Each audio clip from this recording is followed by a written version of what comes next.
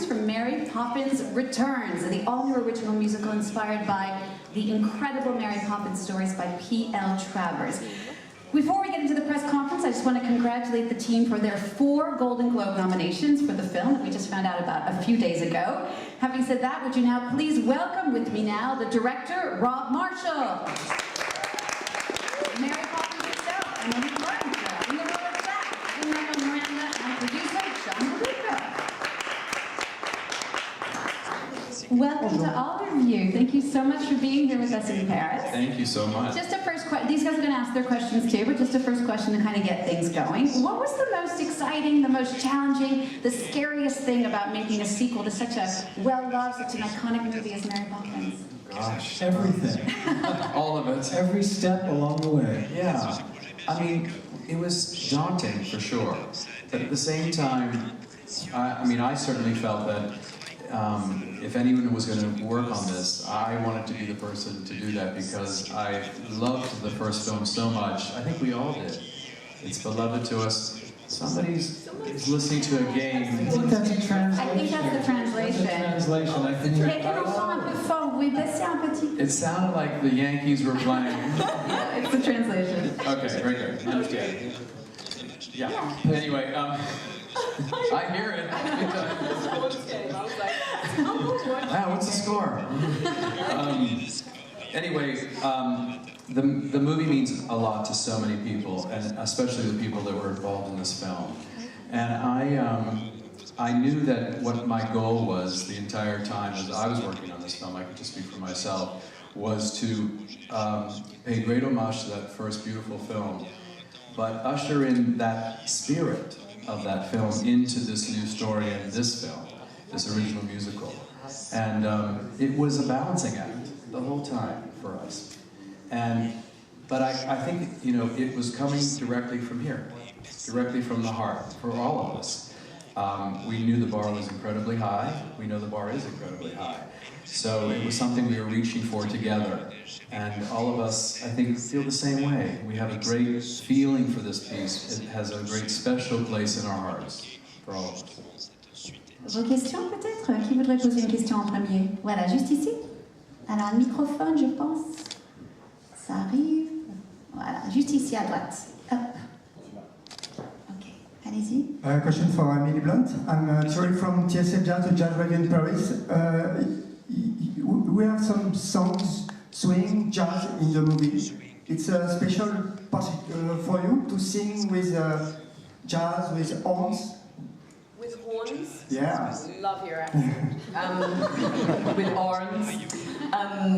Yeah, I mean, it's so exciting singing the songs in this film. I mean, I think that, I think the composers Mark Shaman and Scott Whitman wanted to pay homage to the original. I think they are enormously protective of the original, hugely inspired by it, but yet this is a new time period. This is the next chapter, and so how do you honor the original, and yet they've musically carved out incredible space for themselves, and I think the songs are terribly exciting for us to perform. And certainly those big show-stopping numbers, which have a huge orchestral presence to them, are just, thrilling to sing and to dance along with, So yes, I loved singing to the horns. And also if I've understood correctly, they kind of tweaked the songs as the development process went to really suit your strengths. Is that correct? For sure. I mean, I think the songs for us felt like tailor-made suits by the time we were done. They were incredibly collaborative, and sometimes there were many songs that didn't end up being the chosen ones. For my first song, there were about 3 or 4 different versions. For Lin's first song, there were about 7 different versions. And it's really about waiting until you've found something that feels perfect to everyone, to Rob, to me, certainly to the composers. And that's the excitement of working on an original musical. This is an original film musical. That is such an endangered species. And it is so, and that requires a development process. So we worked, you guys worked on the script even longer than us, but since we were cast, we got to try out lots of different songs until it felt not just right for us as performers, but for the moment. And we were lucky to know who was playing the parts as we were writing it, in addition to the songs, but the script as well, and it always helps to tailor-make these parts for these actors. And how exciting for both of you. Absolutely. Yeah, but there was really no other way, I think, because, I mean, we were literally creating these parts from scratch. And so, I mean, without Emily and Lynn involved from the very beginning, I don't know if we would have been inspired. I mean, I don't know how we would have done it. So, I mean, they were with us literally. This took 3 years. We started writing in 2015. They were on board almost right from the very beginning. You know, we had a writer's workshop, and they were part of that, so we were able to really, really delve into these characters and the script. And then we had 2 months of rehearsals, which you never get on a film. And it's crucial for Rob and myself. We like the rehearsal process. And that's how we all bonded together, and the company really became a family. And I think you feel that. The relationships are very deep. That we're able to... Thank you. Une autre question? Voilà, là-bas au fond, madame. Hi, Céline Fontana, TV Magazine. A question for Emily. How did you prepare yourself to become Mary Poppins? And what will you keep from her?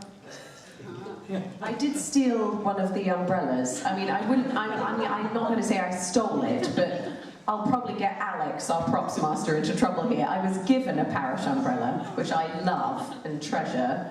But how did I prepare for it? I found not only did we have an exquisite script to work from, written by David McGee, who really crafted something magical, complex, very exciting to play as an actor. I completely delighted in playing her. I think she's such a contradiction, and there's such a kind of rich tapestry, because you've got somebody who is practical and yet fantastical, and somebody who's grounded and yet airborne. You know, she's this superhuman with great humanity, and she's really funny and vain and rude, and so it's just sort of really exciting to play her. I did find the eccentricity that Rob and I were wanting to capture in the character was very much present in the books as well. You know, there's 7 other books written. So it was a sort of combination of the perfect script and the books, you know. Lynn, just a question for you. This was really your first big movie experience after having done so much cool stuff on stage. What was that like for you, and what was it like working with Rob? Well, it's not unlike working on stage, except you finish a musical number and you have to wait 1.5 years for people to applaud. That was the biggest difference for me. But it was honestly because Rob and John come from the theater. I can't think of a better preparation. Having those 2 months of rehearsal, having us really form a company within that rehearsal. And the other thrilling thing about this is we were building a new musical, which I do know a little something about. And so it was a joy to be a part of that process as an actor. Alors ici, madame. Oui, une question pour Rob Marshall, s'il vous plaît. J'ai été particulièrement épatée, je ne suis pas la seule, par le formidable ballet des allumeurs de réverbères, qui ne sont pas seulement des danseurs, mais ils sont un authentiques gymnastes. Est-ce que c'était justement le critère pour y participer, et comment les avez-vous entraînés? Okay, she's saying she loved the lamp lighting number, particularly not just because of the dancers, but because of how athletic and gymnastically they were, acting and dancing. How important was that a criteria for you when you were casting, not just Lynn, of course, but all the dancers in that sequence? Did you go look for acrobats, dancers? How did you find them? Well, that whole sequence was a dream for myself and John, being ex-dancers and choreographers.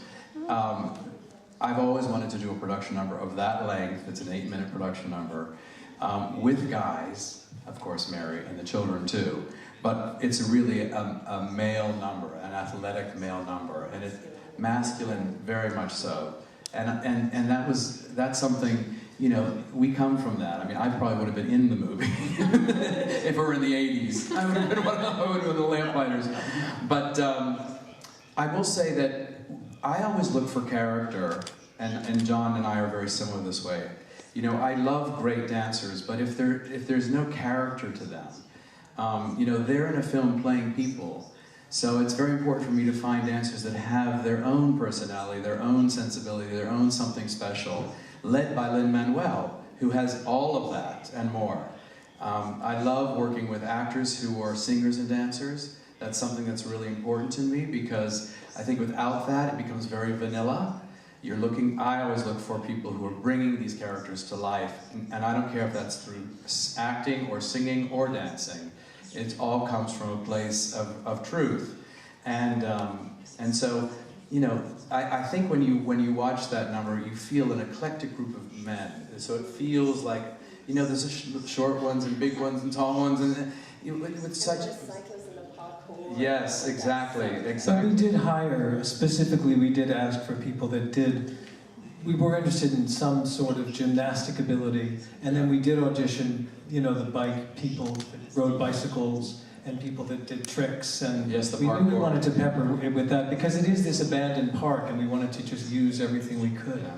But Emily's right. I mean, having those parkour, I mean, that was incredible. Those guys, those stunt guys, had never been in a musical number before. I don't think they knew. That was very funny, actually. You trying to teach BMX riders timing. Yeah, you've got to make your entrance on 5. And they were like, what do you mean on 5? They were some of the best BMX riders in the country. Yes, they were like, exactly. what's 5? And you were like, and 3, 2, 1. And like, never got it right. I said, if you don't come in, then you're going to get hit by a dancer. So you got to come in on the set. They were fantastic, though. They learned quickly. Une autre question juste ici. Hi, thank you for being in Paris today with us. I have a question for all of you guys. How did you succeed in giving a new life to this Disney classic for the new generation, but still giving a touch of nostalgia for the old generation? Thank you very much. That is a great question, because throughout the movie we do have these little hints of the first one, and whether it's musically and some of the things we see. How important was that to you, Rob? Well, it really was a balancing act, like I was saying before, the whole time, because you want to pay great respect and homage to that first perfect film, but at the same time you really want to make a new story. And so it was, you know, it really was about finding our story. The books are episodic adventures, and there's no real narrative to any of them. So we were able to use them for the set pieces, the musical set pieces, and some of the characters in the piece, but not so much the narrative. So David McGee and John DeLuca and myself created a story, and that was our way in. And I think, and I will say, like Emily was talking about going to the books, we went to the books too, to start and find our way. And because the books were written in the Depression era in London, that was a big key for us. And I have to say, setting it in the Depression era felt very current to me.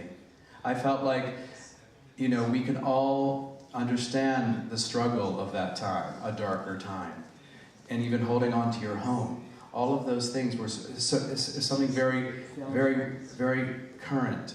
And so that was one of our ways in, and that helped for sure. But, you know, how do you do both? It was this constant balance, but I will say I was very aware of not abusing it and not reaching to the. I mean, I was more interested in creating something new, and found very specific and strategic places to pay homage, and then obviously spent most of the time focusing on creating an original musical. John, did you want to add something? I could. I think in addition to all that, I mean, the little things you see, like there's the snow globe that a lot of people don't see. There were a lot of motive musically, but again, Robbie was very particular in what he allowed and what he didn't, what he allowed in. Because I think it's these little Easter eggs that make it even more fun for an audience. And even if they don't see it the first time, then they may see it on other viewings. But the thing that made it current for us was Rob saying about the state of the world it was getting darker and darker as we were creating this, and we just wanted to kind of give an antidote to the stress of the world that we were feeling at the time.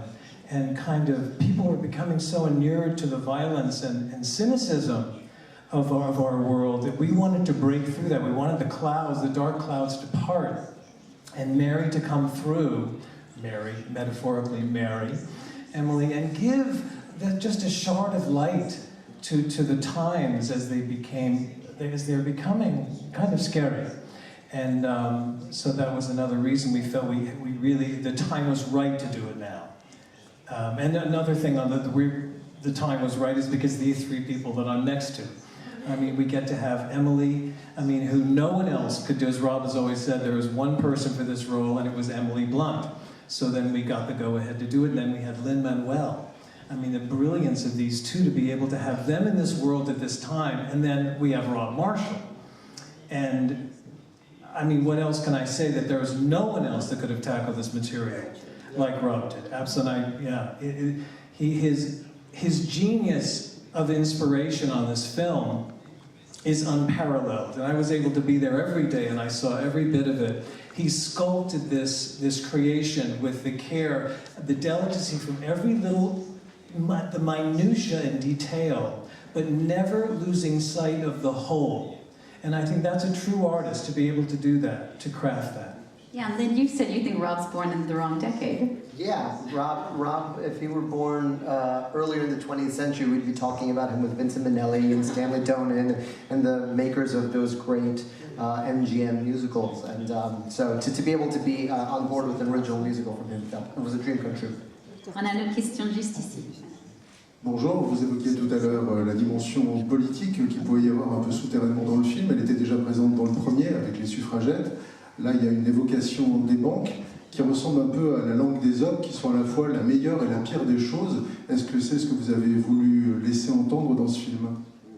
So he's saying there is this sort of political subtext to the film. In the first one, you know, there were the suffragettes and everything. In this one, we really kind of see the dark side of the banks and bankers. Was that something you were sort of going toward?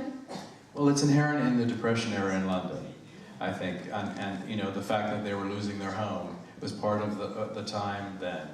And but I think, you know, it's actually in a way a more personal message about loss and how you deal with loss. I mean, they were dealing with, of course, the loss that adulthood brings.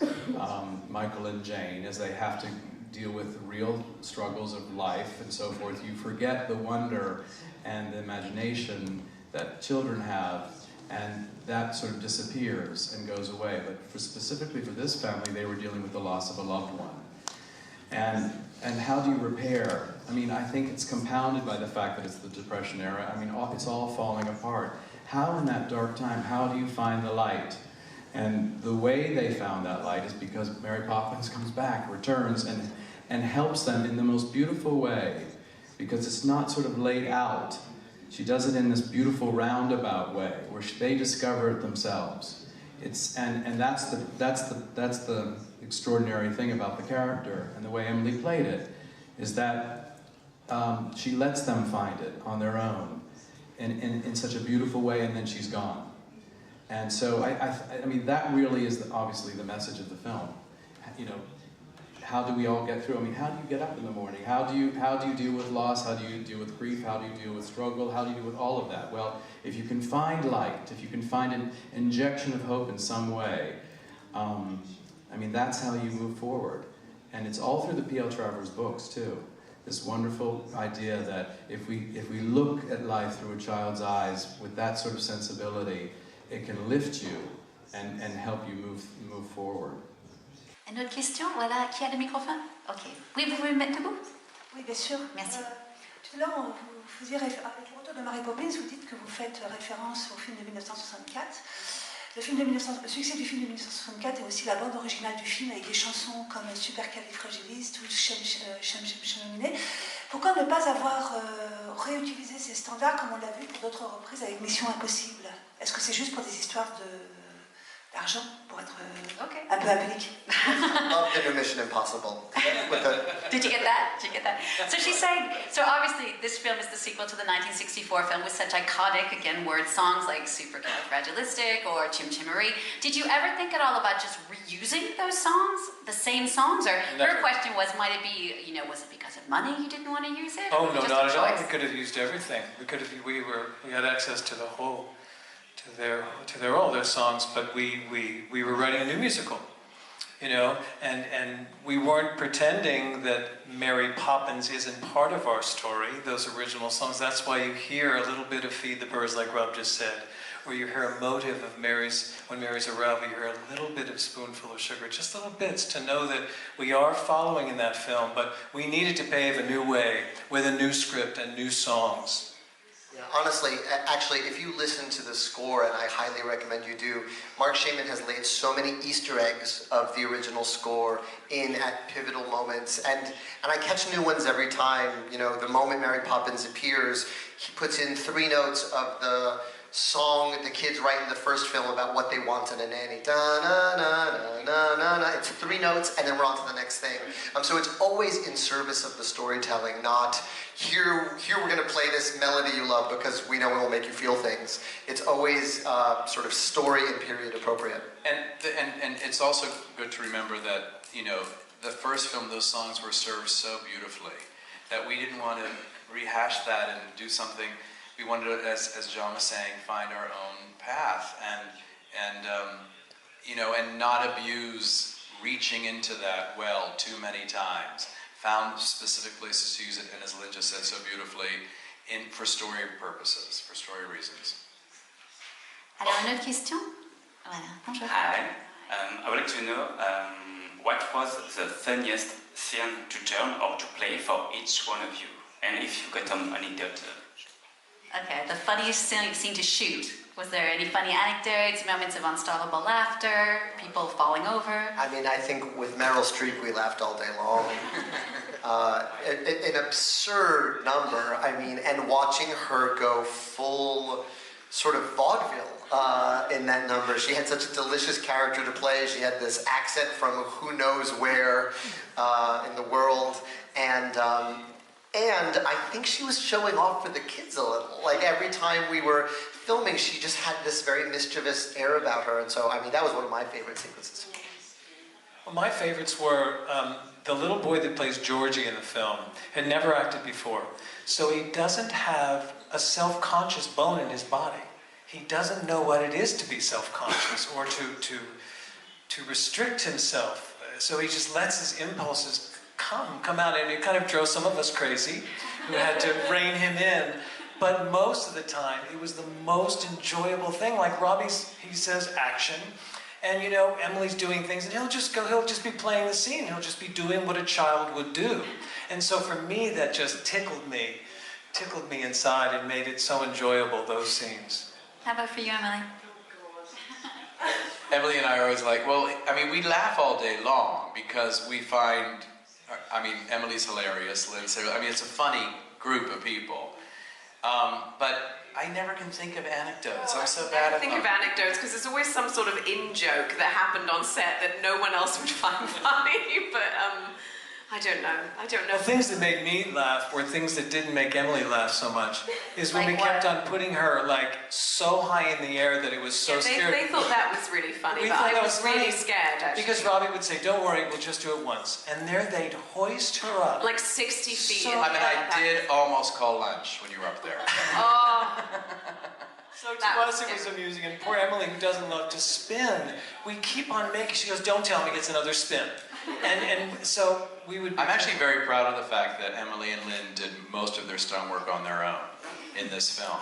And that's pretty amazing, I will say. And dancing. No, they did. Well, they did all the dancing. All the dancing. dancing. I'm saying, but it's hard dancing. No, yeah, but I mean some crazy wire work. They did all that. No, but even the underwater, Emily going up and spinning up the water. Her. And that's all Emily. Yeah. Picking up those sponges underneath the water and doing that forward aerial cartwheel, walkover, whatever she does. And that's all Emily. Yeah. They just trained her. And Lynn jumping up onto Big Ben, being thrust up there. That's him, and climbing. And he would... I mean, you were exhausted. Yeah, but it was the best. But he was he was charged by it, I must say. Because I felt very badly what we would put him through, both of them through. But they were troopers and just dove in and never once said no. And that's a bonus for us.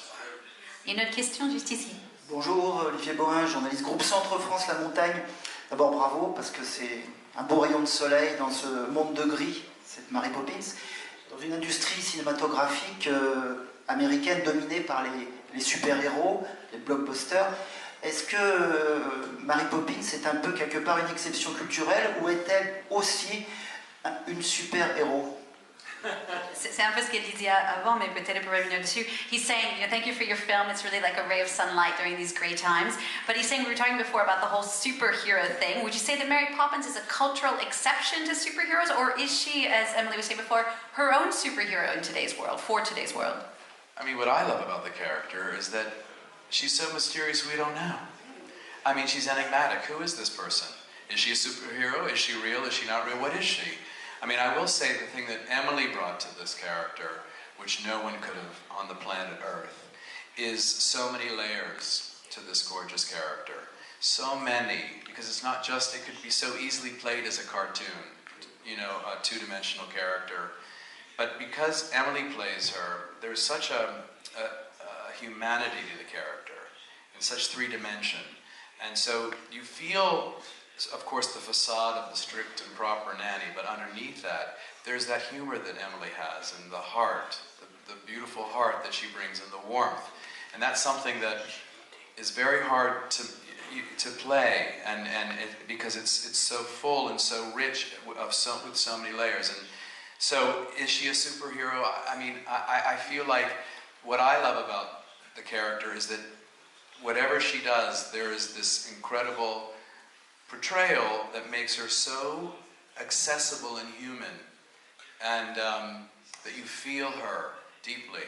And I think that's what you brought to the role, my love. Thank you, Rob. I mean, I also feel that she, because she is so mysterious, she doesn't reveal her inner workings to anybody, which gives her that enigmatic quality, which also gives her master plan a sort of sense of enigma. And like with most superheroes, you sort of know their very dark backstory. You know everything about them, and they also like to take credit for their superheroic acts.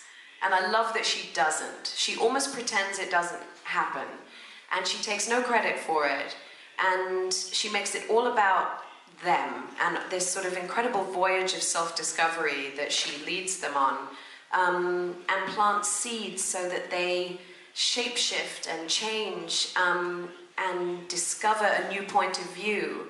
But she does it in a way that's so delicate and so intelligent, and that's what I really loved about the character. And that she does command the environment that she's in, but sort of pretends not to, and holds it at arm's length because she will inevitably have to leave, which I remember feeling devastated by as a child when I watched the original, and certainly my own daughter when she saw this one.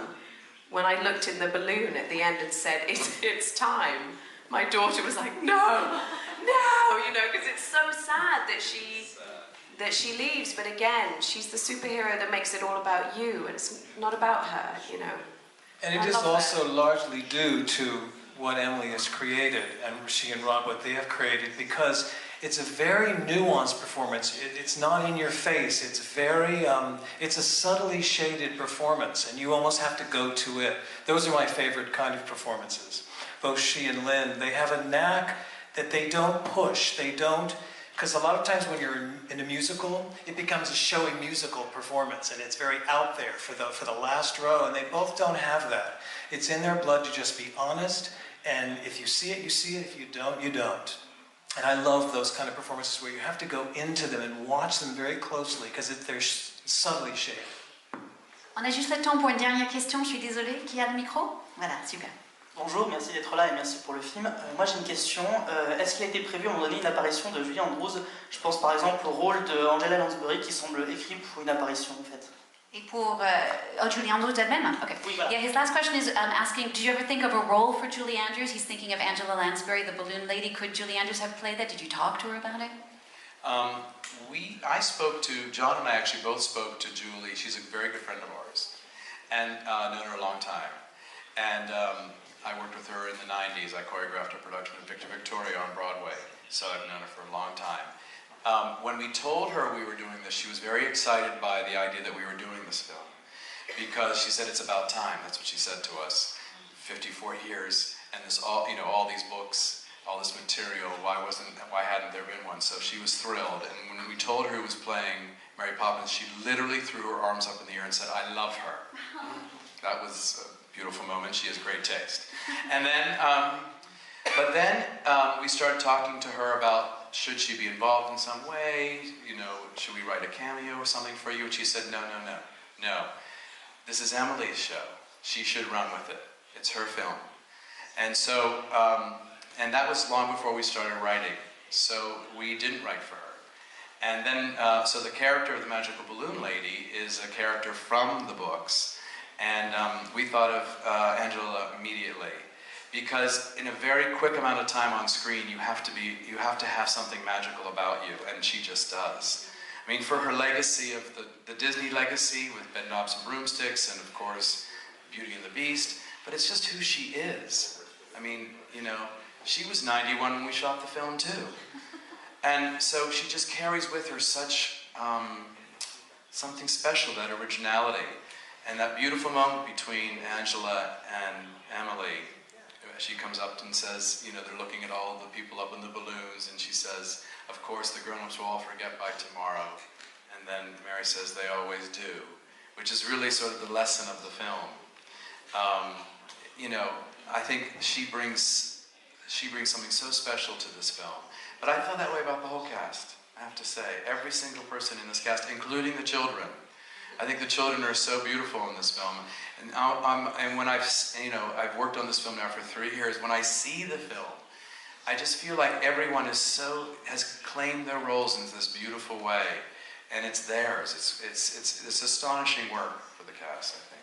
Rob, thank you so much. Merci beaucoup à vous tous. That's all for the show. Merci beaucoup à vous.